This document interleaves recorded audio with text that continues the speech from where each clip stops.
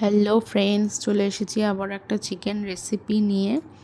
তো এই চিকেন রেসিপিটা খুবই ইউনিক, যারা যারা ট্রাই করোনি অবশ্যই ট্রাই করবে। তো একটা জায়গায় আমরা সর্ষের তেল গরম করে নিয়ে তার মধ্যে হলুদ গুঁড়ো আর লঙ্কার গুঁড়ো মিশিয়ে নিয়ে তেলটাকে ঠান্ডা হতে দেব। তেলটা যখন ঠান্ডা হয়ে যাবে তখন আমরা মাংসের মধ্যে ওই তেলটাকে মিশিয়ে রেখে দেবো 1 ঘন্টা মতো, যাতে স্বাদটা দারুণ হয়। দেখতে পাচ্ছ, ভালো করে কিন্তু হাতের সাহায্যে তেলটার সাথে মাখাতে হবে মাংসটা। যত ভালো করে মাখাবে তত কিন্তু স্বাদ ভালো হবে। তো 1 ঘন্টা মতো রেস্টে রেখে দিয়েছি। এবারে একটা কড়াইতে সর্ষের তেল গরম করে তেজপাতা, শুকনো লঙ্কা আর কয়েক কোয়া রসুন ভেজে নিয়ে তার মধ্যে দিয়েছি কুচি করে রাখা পেঁয়াজ দিয়ে ভালো করে ভেজে নিয়ে এর মধ্যে দিয়ে দিয়েছি আদা রসুন বাটা। তার মধ্যে দেবো 1 চামচ হলুদ গুঁড়ো, যাতে আদা রসুনটা না ছিটকায়।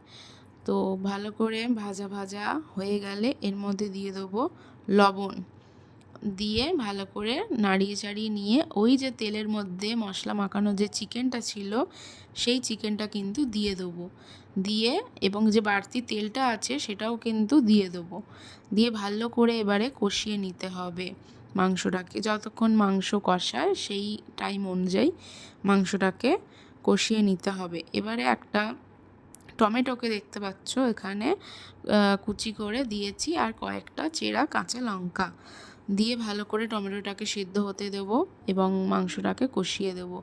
দেখতে পাচ্ছ যে তেলটা কিন্তু ছেড়ে এসছে, অনেকটা পরিমাণে তেল ছেড়ে এসছে। তো এবারে দিয়ে দেবো একটু মিট মশলা 2 চামচ মতো, দিয়ে ভালো করে আবার কষিয়ে নেব চিকেনটাকে। এবারে এর মধ্যে কিছুটা দই ফেটিয়ে রেখেছিলাম, সেই ফেটানো দইটাকে এর মধ্যে দিয়ে দেবো এবং দই দিয়ে কিন্তু ভালো করে নাড়াচাড়া করতে হবে, নাহলে কিন্তু দইটা কেটে যাবে। তো ভালো করে দইটা মিশে গেছে দেখতে পাচ্ছ এবং তেল ছেড়ে এসেছে। তো